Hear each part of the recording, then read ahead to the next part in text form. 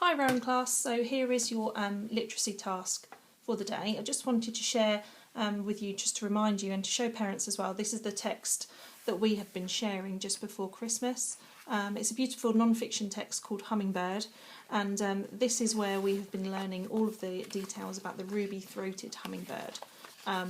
It's a text which has beautiful illustrations, it has links to family life, but it also has little excerpts here that tell us a little bit more of the non-fiction kind of style of information that we would find in a non-fiction book. But it's the style of a story, and maybe I'll share that actually at some point with you, so just to remind you, so that everyone else knows what we're talking about. But this has been the basis of our research so far.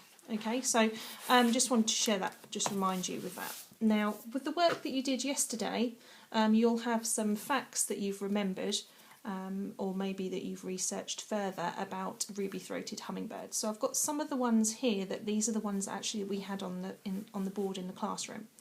What I'm going to do now, in preparation for some work later in the week, is I'm going to think about the different types of topics that I know about hummingbirds. So, for example, if I start with my information here, every spring it flies over 3,000 kilometres.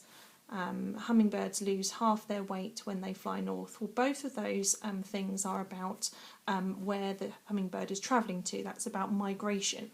So I'm going to start here and create a bubble, and this one is all going to be about migration. So I think I know a lot about the migration of the ruby-throated hummingbird. What else do I know?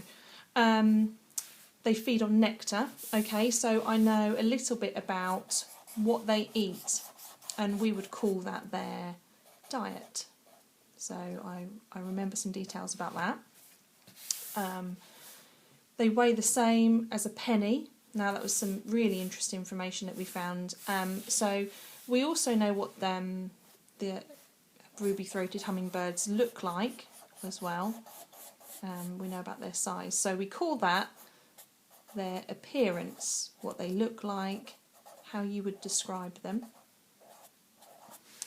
What else? Hummingbird nests are the size of a walnut half. Yeah, that was something else we found out. So that's really thinking about their habitat being where they live. So there's just some starting points. Now you might find that actually you can create more bubbles because you know a little bit more about some other aspects of the hummingbirds. Okay, but now I've got my bubbles, I'm going to start to kind of organise the information that I have. So what do I know about migration? These can just be notes. So I know they travel 3,000 kilometres. I know they go between Mexico and North America.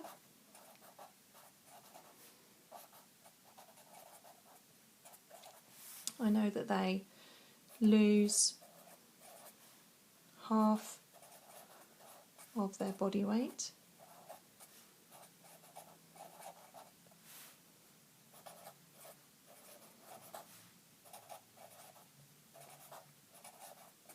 And we also saw in the story there was a picture of the hummingbird resting along the way.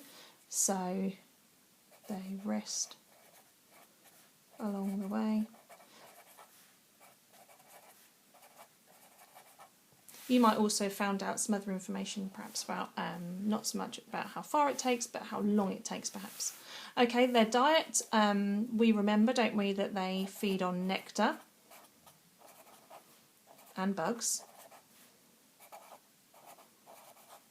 So if you remember in the story, it likes meat and potatoes.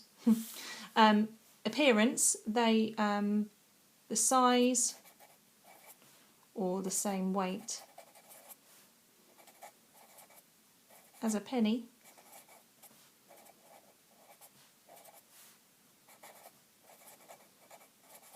We had their feathers described as shimmering.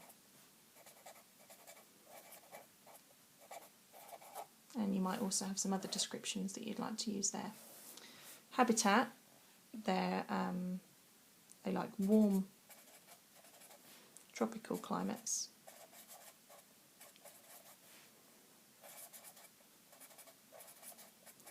And you also might want to remember and write a little bit about what their nests are like, if you can remember.